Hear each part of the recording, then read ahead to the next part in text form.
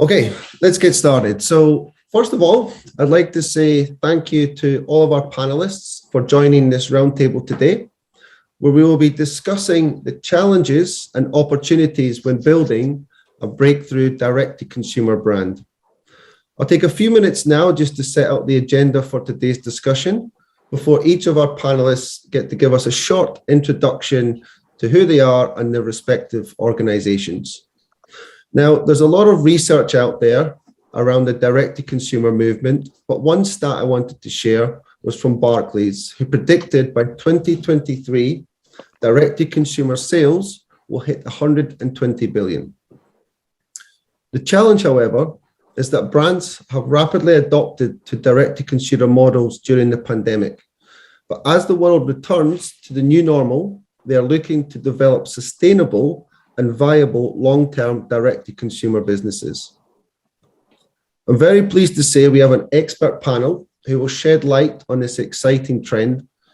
And our panelists include retailers, technology providers, customer engagement solutions, and logistics. So I'm sure we're going to get a lot of excellent views and discussions. So if I hand it over to Vikram, if you could just introduce yourself and the company you represent, and we'll go through each of the other panelists. Hey, I'm Vikram. I'm basically the founder and principal consultant at BetterCommerce, and we basically have built a e-commerce platform, a comprehensive suite of tools for mid-market retailers. Thank you. Sumit, would you like to go next? Yeah, so I'm Sumit Jareth and I'm Managing Director at Forever Unique. We're an occasion wear brand that offers high-end luxury ladies fashion wear. Predominantly, we're a B2B business and have transitioned over the last 2 to 3 years into direct-to-consumer. Brilliant. Thank you. And Janice? Hi, I'm Janice Thomas. I am the e-commerce and marketing director at Look Fabulous Forever. We're a direct-to-consumer beauty brand selling makeup and skincare for older women. But by older women, I don't mean what the rest of the beauty industry does, which is generally anyone over about 30. Our customers are predominantly in their 60s and 70s. Fantastic. Okay. William, would you like to go next?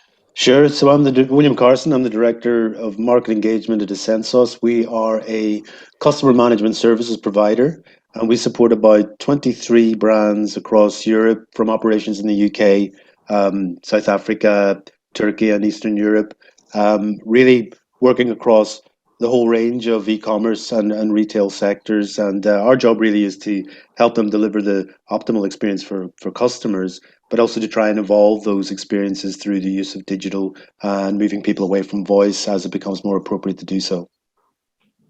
Great. Thank you. How about James? Hi there, I'm James Hyde, founder of James & James Fulfillment, and we were a startup technology company, but actually now an operating company with 3 fulfillment centres in the UK, Europe and America, helping D2C brands scale globally. Okay, thank you, James. And last but not least, Dan? Daniel McCabe. I work for MTC. MTC are a leading web development and marketing agency. We work on a range of B2B and B2C e-commerce projects. My role there is e-commerce project manager, so taking the projects from initial kind of concept through to inception. Great. Okay, thank you all for that. So just a quick update on the themes for today's discussion. We've split it into 4 main areas. The first theme will be talking about the pandemic acting as a pivotal moment in the direct-to-consumer adoption of direct-to-consumer business models. We'll also be talking about how these new models are acting as a gateway to accelerated personalization and what those implications are. Moving away from legacy tech to more modular tech stack, and what the future of direct-to-consumer looks like. So let's get started. So I'll just jump into the first question, and this is towards Vikram. What has been your experiences when it comes to the adoption of direct-to-consumer business models? I think, Finlay, from a pandemic perspective, what that has done, it has forced a lot of businesses who were doing B2B models or other models. Essentially, it has forced a lot of businesses going direct to consumer. What that does is, of course, the journey has not been very easy. And Sumit will vouch for that because they have literally transitioned during that phase itself, because the mindsets, the overall business processes, the tools and technologies, the customer orientation, everything has to change. So people have had, but this whole pandemic has given us an opportunity to move in that direction, and it has accelerated it more than anything else. It was inevitable to happen. Earlier, the primary direct to consumer route was through other marketplaces or through different channels, different boutique stores where you were doing a distribution channel mainly. But then this has opened up that direct to consumer more, especially the huge acceleration in terms of the online purchasing during this whole phase. Yep. And let me just next question, I guess, for Sumit, really. What made you head down the direct to consumer route? To be honest with you, our hand was forced. We are an occasion wear brand, and as I said earlier, we were predominantly B2B, so we had over 500 international stockists globally, and so the pandemic hit us hard. There was no occasion to go to, so there was no demand for our particular type of product. And obviously stores were shut because of lockdown restrictions. So we didn't have a choice other than to try and find a new route to market. We always had a website running in the background, but I'd argue that our e-commerce focus was more from a brand awareness piece as opposed to a revenue driver. And so it really was, no other option other than to put our focus on it. And it's quite a daunting thing to do in certainly a moment where, the whole world has not experienced what it's done, but it almost forced our hand. And now looking at it, where we've over the last 10, 12 years been working very successfully in those markets, we've done the brand awareness piece. So the demand was, almost organic that was coming through. And if anything, it's been more beneficial to our consumer because now they've got a whole array of product that they can work, not just occasion where we've, branched out further. It's given us confidence to tap into new audiences because we can understand a lot more in regards to our customer needs. Whereas before, we were homing in on almost third-party feedback and couldn't see it directly ourselves. So, yes, it was a challenge, but I would argue that the challenge was met head on, and it was the best thing that happened for this business in terms of we're now in control of our own destiny, and how we want to scale this up is a lot more feasible versus previously. It was quite a frightening prospect. So yeah, our situation was very much forced upon us, but looking back, it was definitely the right thing. Well, that's great. I mean, later on, we'll be discussing, access to customer data and data models and data value propositions. So looking forward to hearing your views around that. But before we get that, for Janice, can you share any of your own experiences of, why you've gone down the direct to consumer route or any of your own experience? Yeah, so I think in the case of Look Fabulous Forever, I think there are far fewer barriers to setting up a D2C business than there are to setting up a retail business. So you've got to go pitch to, whether it's Tesco or John Lewis or what have you, you need somebody to kind of buy into your brand if you're going to sell through a retailer. Whereas the barriers to setting up a direct to consumer brand and kind of that minimum viable product and kind of seeing, is their product market fit, direct to consumer is absolutely perfect for that. Yeah, very good.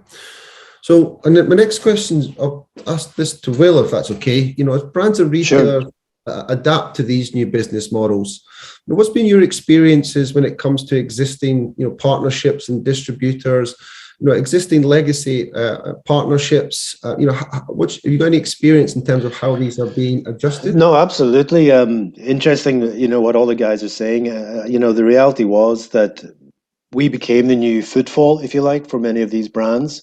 We had brands come to us for the first time that had never, very much as Sumit was saying, never used their website other than a place where people could get to know and be familiar with their products.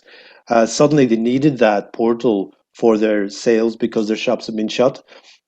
We represent quite a lot of healthcare, fashion, DIY brands, and they all had limited or no access to their stores. And it just created a a huge tsunami really of customer contact, both to can I order over the phone, can I order via live chat, and even through social media. You've got organizations now using, selling tools through WhatsApp, selling tools through Instagram, as well as Facebook shops. And it has just exploded for us. And of course, that's good for our business, but of course, it's also recognizing that it is a trend that probably was always waiting to happen.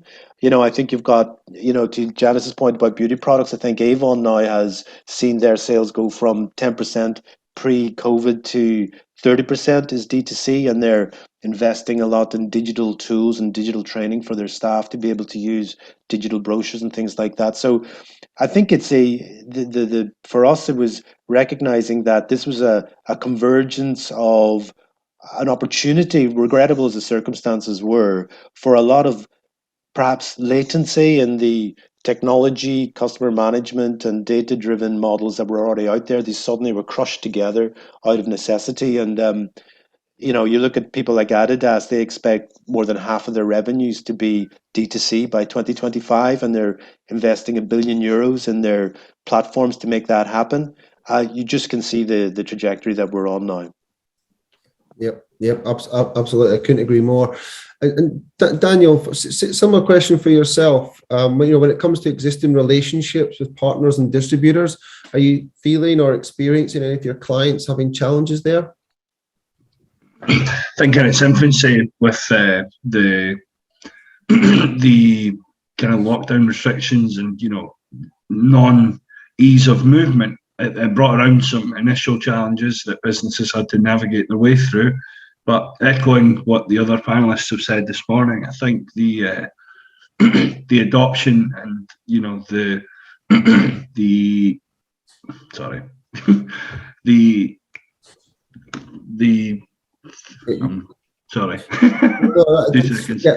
I get you're agreeing with the other panelists. It's 100%. I think the adoption of the different strategies and the ways in which things are being kind of pushed on. Social media being a huge part nowadays, as the guys have said. It was probably always waiting in the wings to happen. But I think the way in which kind of consumer behaviours change somewhat. Businesses will continue to be driven by the consumer, and it's ultimately about that ease for the end user. From a processing payment perspective, all the way through to fulfillment. Yeah.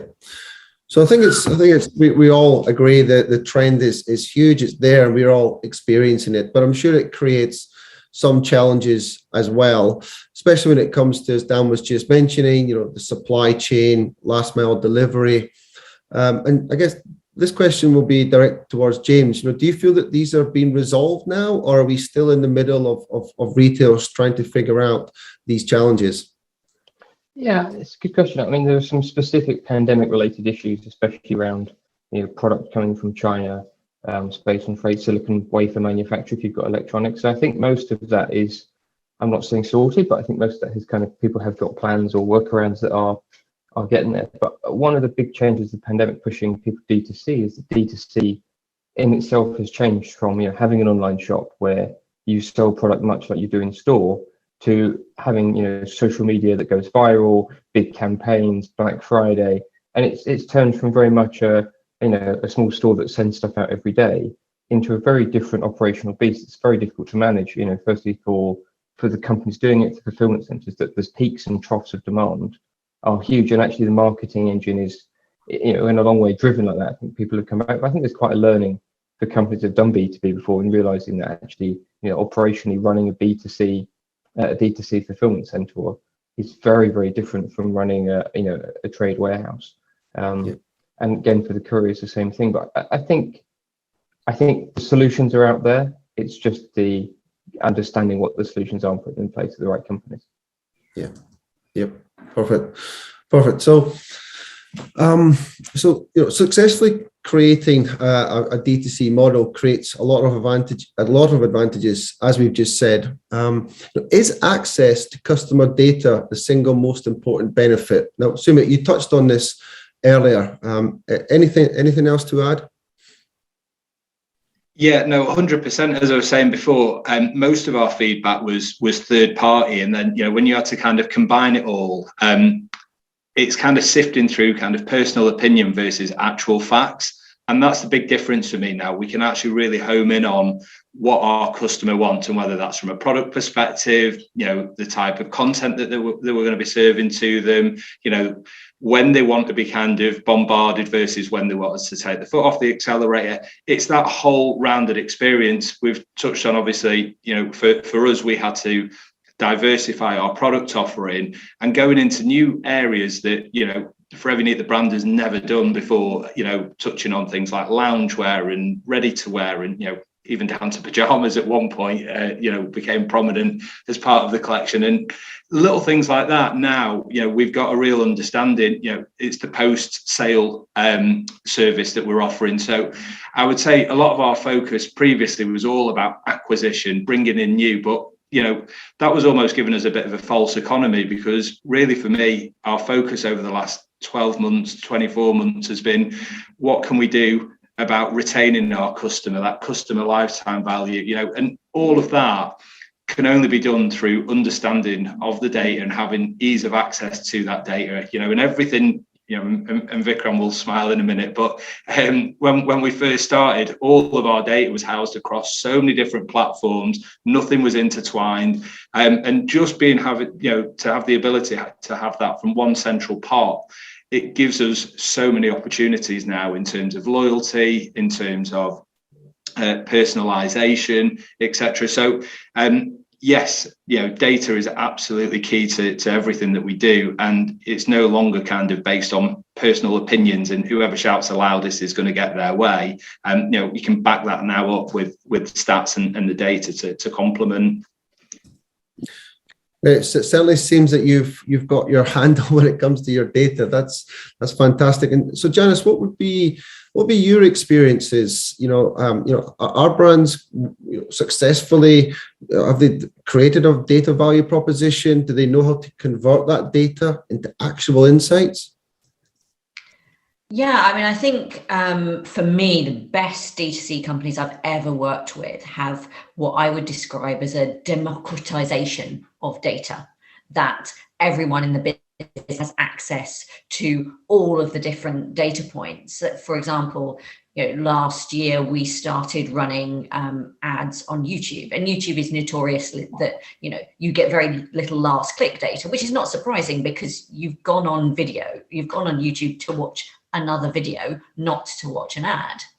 So what we were able to do when we launched that, we saw in parallel, we saw a lot of increase in our organic YouTube views, and we saw a lot of increase in new customers. So those three things were entirely disparate, but we could see that there was a journey to people saw our ad on YouTube, they searched for us on YouTube, they watched our videos on YouTube, and then they bought from us. But those data are naturally not connected, but because we all had access and we could see all of those data points, we could make that hypothesis and see that campaign, which had very, almost no direct results, was actually hugely successful for us. Yeah. Fantastic. That's great. And same question for Vikram. What's your experience? Are brands getting this right? Are they able to convert on the data and use that for this, smart decision making? I think, Phil, the biggest challenge is, traditionally and organically, if you look at the e-commerce growth, how it's evolved overall, people have, lived with whatever system they got at the time when they started off, and then have just continuously patched things one after the other as and when the need grew. So systems have organically evolved. They were not designed for this kind of a burst of data that happened in last 2 years, for this kind of huge penetration or huge adoption. And what this has led to is data islands across the organization, and data is spread across, and especially with the whole social media element as well. You've got Google ads running, YouTube ads running, like Janice said. Then you've got people coming onto your website, their behavioral data, and your social media as well, Facebook, Instagram, Pinterest, all of that. Now, it is scattered all over the place. And then tying it together with your transaction data, tying it together with the direct results as to what exactly, which campaign or which activity is triggering what, is sometimes very difficult to gauge. And I think organizations or businesses are still trying to find their foothold as to what is the right strategy to go with it. How do they bring all of the data together, and how do they get their data to tell a proper narrative, not just data points? You go into Google Analytics and you're lost. There is so much there. It's very easy to get lost in that jungle. So finding your way in there and making it more usable and making it more actionable from a business user perspective. And like Janice said, democratizing it, giving everybody easy access to that data across every point. And that's where I think a huge amount of overall growth still has to happen. I don't think we've done everything that we can potentially in that space as yet. Yep. No, that's great. And there's clearly room for improvement. I'm hoping William might have a couple of examples, though. Hopefully, have you seen anything yourself or experienced? Yeah, no, absolutely. I mean, data for us and for our clients is the oxygen of their business. It's that simple, and you can string that analogy out in any way you want, but keeping it simple, you need oxygen for life, and the life of your business is dependent on how much you know about your customers. And as Vikram and Janice have both alluded to, you can never know enough about your data, and you must be able to access it, slice and dice it, cluster it in a way that tells you a story. As we know, customers are seeking an outcome. A customer for Sumit or for any of the guys that Daniel supports, they'll all be seeking an outcome. They almost subliminally say, I want to buy something, or I want to access this service. But that customer journey then that they subliminally will head out on, for them, it's automatic. It's something they don't think too much about. We do it all the time. I lift my phone, I search for something, I swipe by on Amazon, it turns up the next day. But if the outcome doesn't work, and the reasons for it not working, i.e. the book doesn't turn up, there's an issue with my payment card, I think I paid, I'm not sure if I paid, now it's saying I didn't pay, I got an email that said I did. All these things then start to unpick what should have been a subconscious customer journey for the individual. Having those data points back in the business, and we do this a lot with our clients, trying to find where the dropouts in the customer journey are, where the cognitive overload, if you like, enters into the customer journey in the way that maybe, so for example, for some of our customers now, we do what's called clienteling. So we're on the retail site belonging to the e-commerce site belonging to the customer, the client. And what we do is we work with the customer as they go through live chat, and we'll, at an appropriate juncture, offer appropriate help to help that person get through, because we might see behavior that says they're doing really well, customer journey is going fine, then stops and they freeze, or something isn't going forward. Having that dynamic retail data to go in and send a live person in to say, are you struggling here? What can I help you with? It's not just about avoiding abandoned baskets. It's about, as I think was also touched on by Sumit, the loyalty, the customer advocacy. These are really massively important things, and data absolutely is key to making that happen. And yeah, we work with a lot of clients to help them do that with all the information they get from engaging with customers from voice to live chat to email. Perfect. So very good. And for Dan, what about you? Obviously, I know MTC. You got a lot of exciting retail clients. Have you got any good examples of where you could share any good examples of good practices of direct to consumer retailers?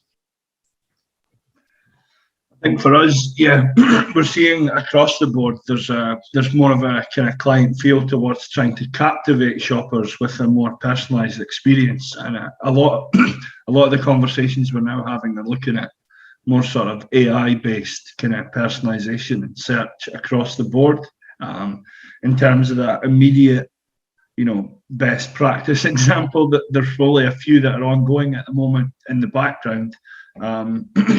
Be more than happy to kind of share those as and when they're implemented. I think as we've all kind of hit on the head this morning, the data is ultimately the driver for the decisions that you make thereafter. So we're looking to work with some AI algorithms just give customers take away a complicated segment, your YouTube ads, your Google ads, and basically kind of flip that onto its head, so you've got very niche and specific kind of examples for customers who expect to see what they do. I think understanding the customers is absolutely key to creating that loyalty in itself. If you've got something that's non-engaging being presented to you by the brand, then your perception and your interactions thereafter, they ultimately will then impact your conversion rates and revenue off the bottom of that. Yep. Perfect. Thank you, Dan. So, okay, great. We'll move on to the sort of third theme of the roundtable, which is talking about more of the technology aspect of retailers and direct-to-consumer models. And I'll start with Vikram, if I may.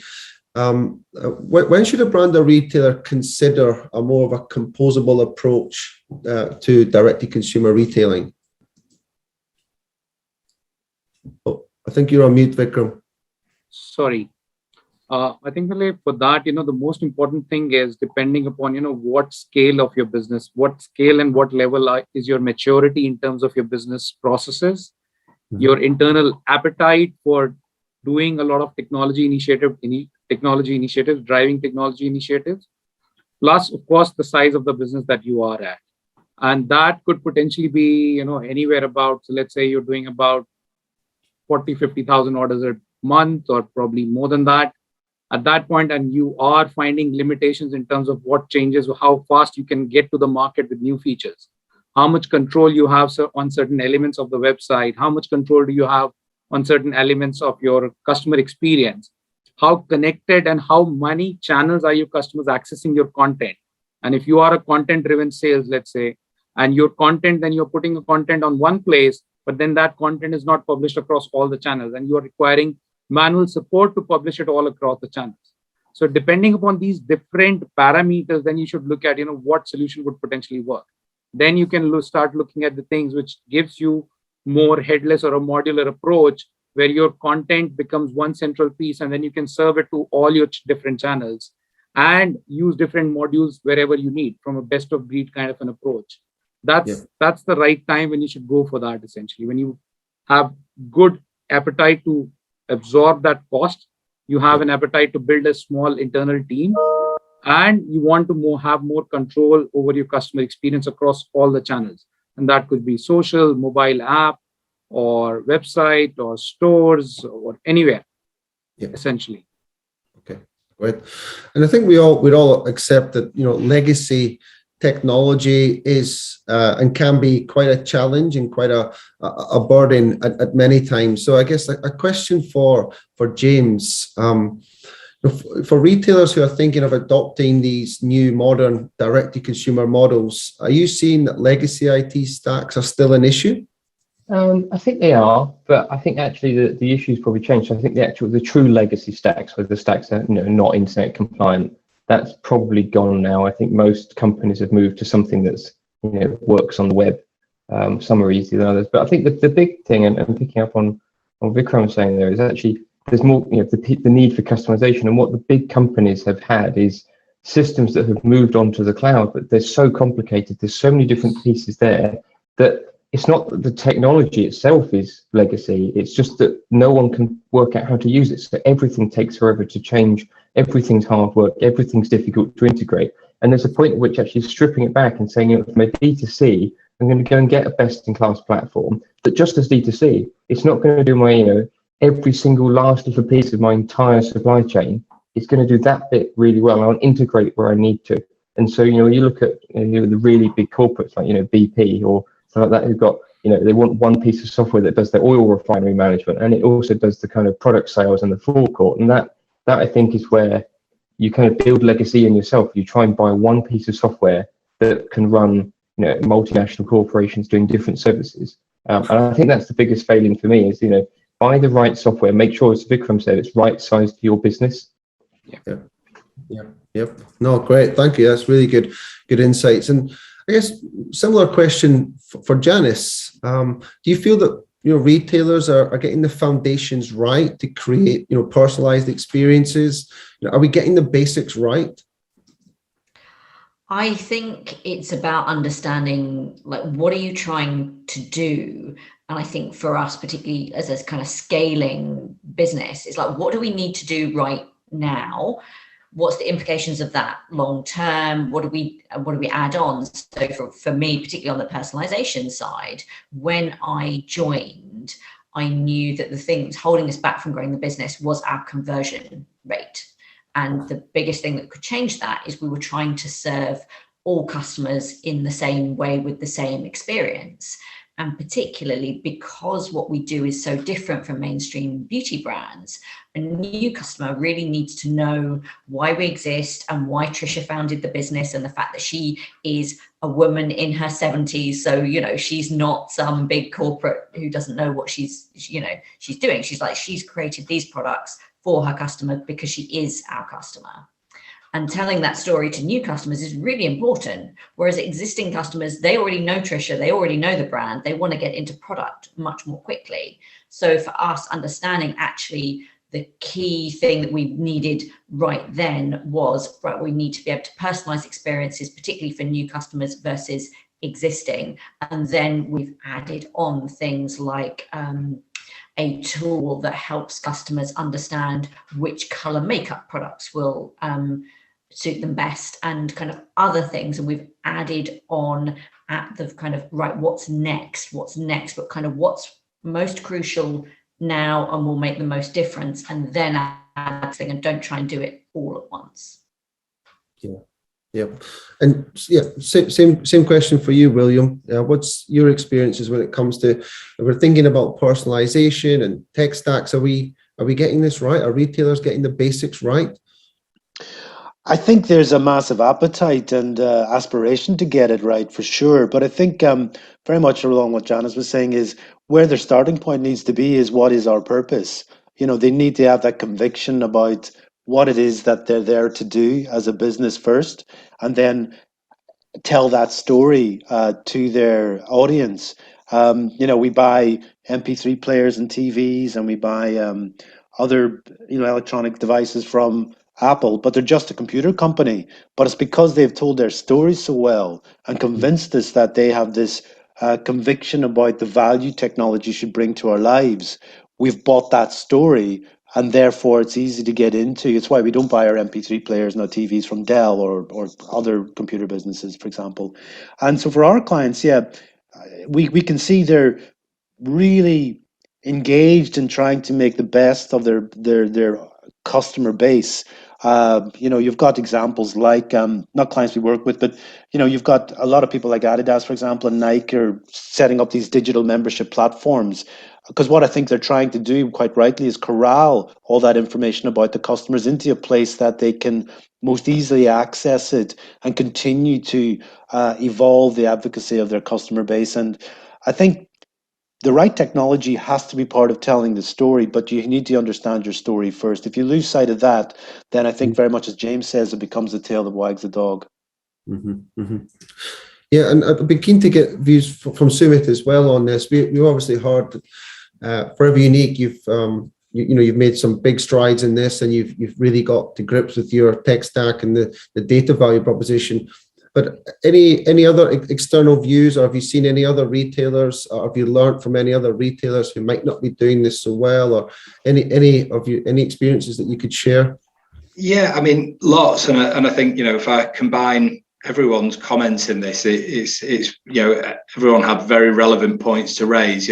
James talks about transitioning out from traditional tech stacks to where we are now, and it's not just the understanding of, but it's actually being able to have the ability to use these systems and the support levels that you get. And it's, again, we're not, I wouldn't say we're a tech forward business. However, technology is at the forefront of everything that we do. And it's having that, partnership and, onboarding of software along the way where you can have that level of support. Not to feel that you've got to have a team of experts that are going to run things. We had a lot of legacy systems that we either inherited or because of the nature of the business at the time. And, I think someone mentioned earlier, you kind of paper over the cracks and you patch around it to find a workaround, but actually you miss out and lose out on so much opportunity. Or, you know, we'd overspec in terms of some of the, you know, the technology that we put into the business, and we're probably only using 10% of it because we wanted to become, you know, the next, you know, best thing in terms of fashion retail, etc. And it's having to do your homework, your research, and understand how that would impact, you know, your business, your team, your output, and your activity. And, you know, for me, that's been quite a challenge in itself, because, you know, everything is intertwined. You know, it's an end-to-end process from when the product first comes into the business. How can we get that automation in place, but still give people, you know, the visibility to be able to execute, you know, when it comes to marketing, to have the functionality where it needs to be from a product perspective, to be able to, you know, track from design concept to, so we've gone almost 360 and have almost kind of like built out a solution now that is custom made, it's bespoke for us, but it's also got the scalability to be able to grow as the business grows. And, you know, that for me is almost something that I didn't think would be possible from my past experiences. It was very much about almost having a jigsaw of anyone and everyone, and not being able to kind of fully understand how we could integrate if integration was required, or how we could evolve our, you know, our systems to get to a place where it complements our almost operational aspects and bring that level of automation in as well. Yep, no, that's fantastic. Great to hear. And I guess the last question in this theme really of talking about the technology decisions. So moving to a composable API first approach will create more flexibility, but will it actually create, you know, real scalable results? So I'll ask that towards Vikram, if that's okay. Oh, you're on mute again, Vikram. So sorry for that. So like Sumit said, you know, what happens, and Janice also said that, you know, most of the time we get swayed by all these key buzzwords that are happening around. The other guy is doing it, this big guy is doing it, so I also need to do that. The challenge is we do not look at it in that context. You know, for generations, for a lot of time, you know, we've always believed that the content is king, but I honestly believe more than the content, it's the context which is the king. You can't apply one content across the board universally. You have to look at the context, you know, whether that content fits with your context or not. That's a very important question, which most of the businesses tend to ignore or overlook in the rush to get ahead, to just follow the trend that this is what's happening in the market. Now, API first or headless or composable, you call, you know, 2 years later or a year later, it's going to be a different word altogether. They'll call it something else.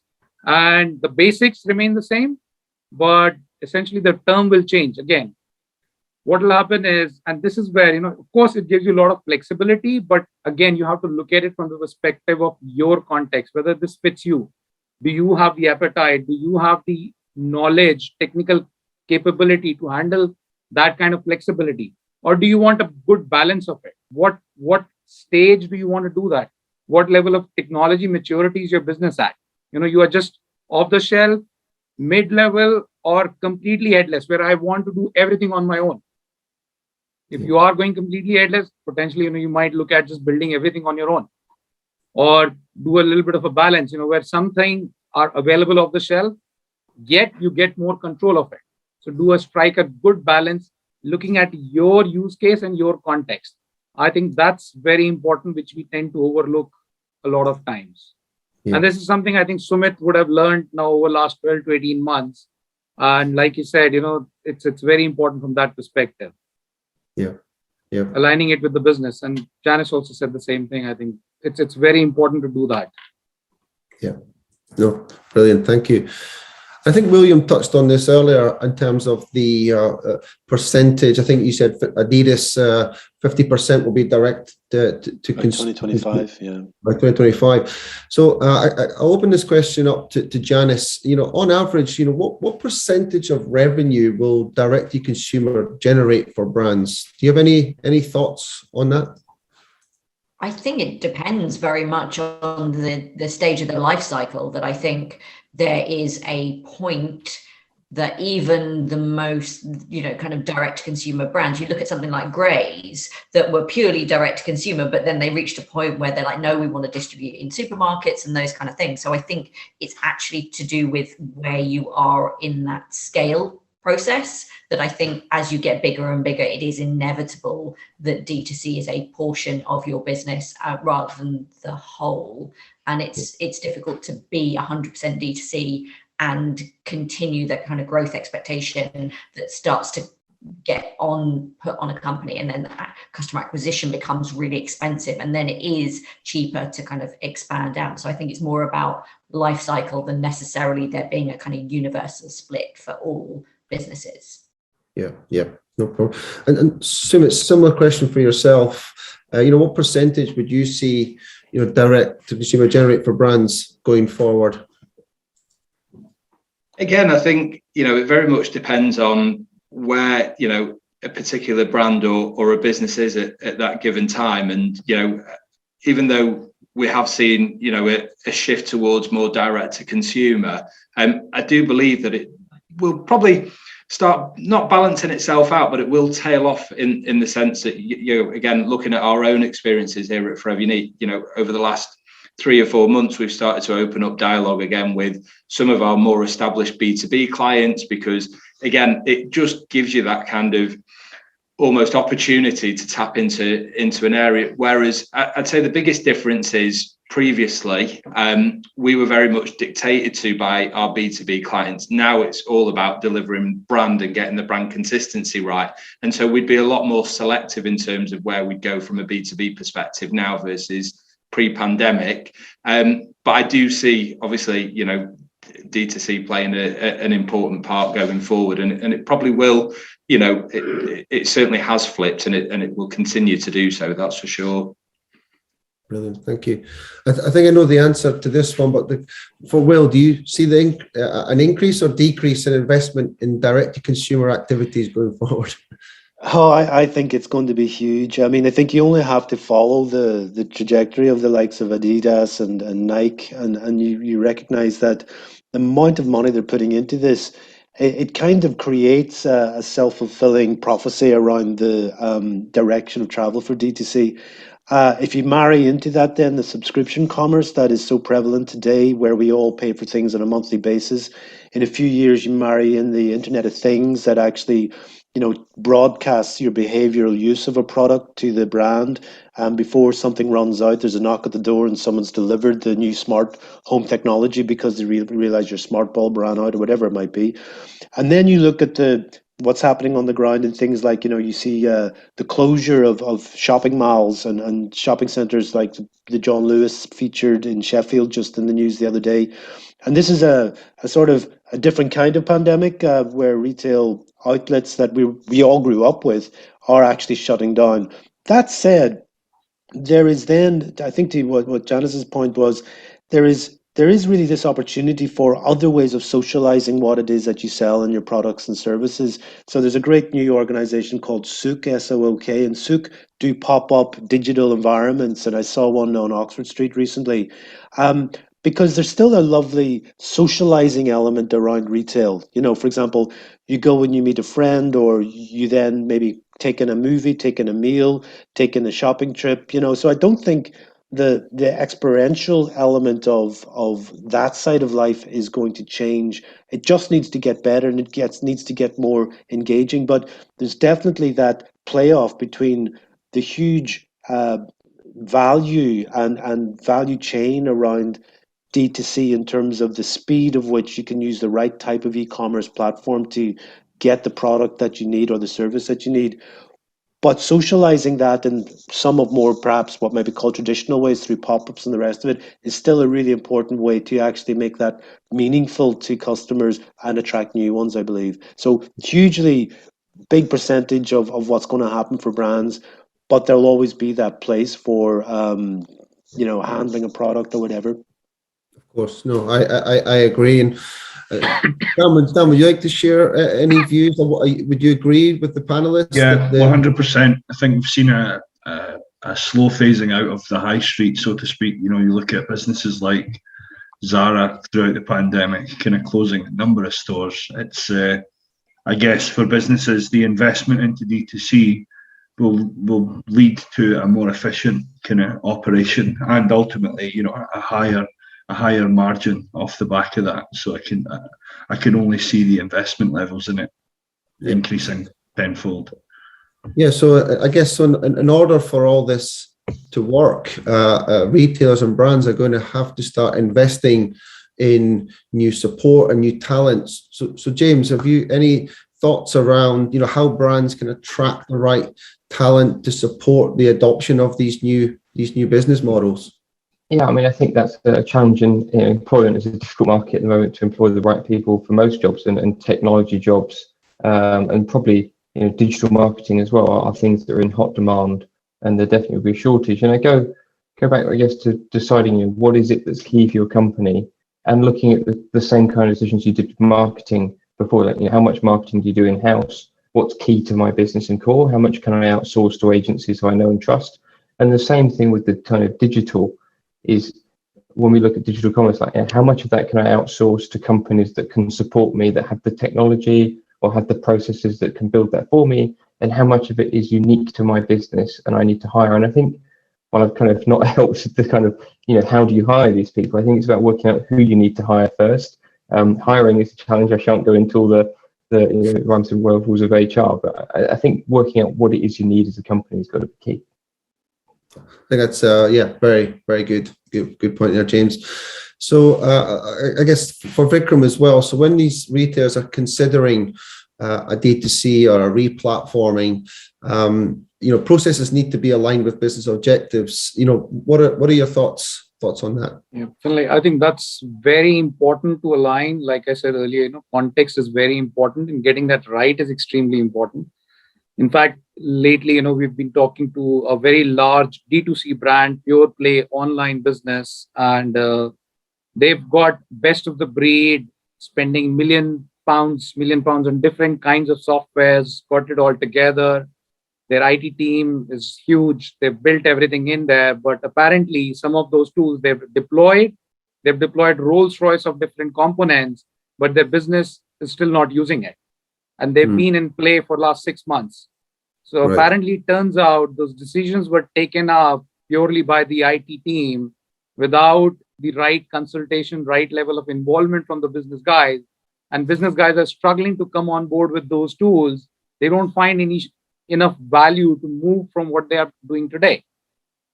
So what it ends up is you are spending a huge amount of technology, effort, cost, licensing fee, everything in there, and you're not even using that. Yeah. So it's extremely important that you bring business and tech together rather than one driving the other. They both have to complement each other and work in tandem. And this is where your business processes, right from top-down approach, have to be sorted, and that clarity has to be defined right from the beginning. Otherwise, it is going to end up in this kind of a wastage of resource, time, and money. Yep, agreed. So what would we say? So Janice, what would you say a direct-to-consumer business would look like, in the next 3 to 5 years? We'll try and wrap up this roundtable by painting a vision for our listeners on, what it might look like. So any thoughts or comments around what a future direct-to-consumer business would look like?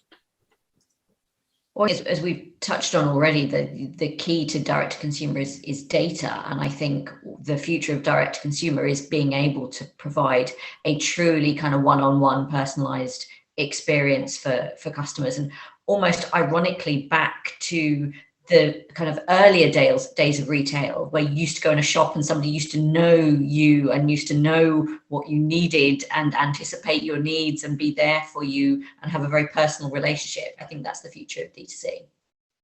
Brilliant. And William?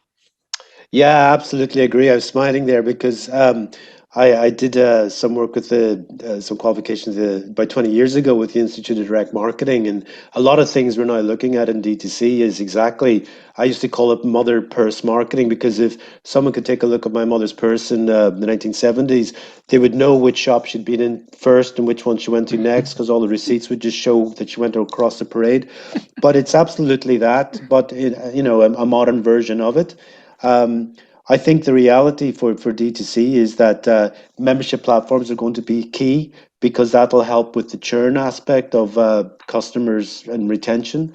And I think looking at everything from the subscription economy, what we see happening in healthcare, everything from vitamins you receive through the door through to large elements of home refurbishment that we see through some of our DIY clients.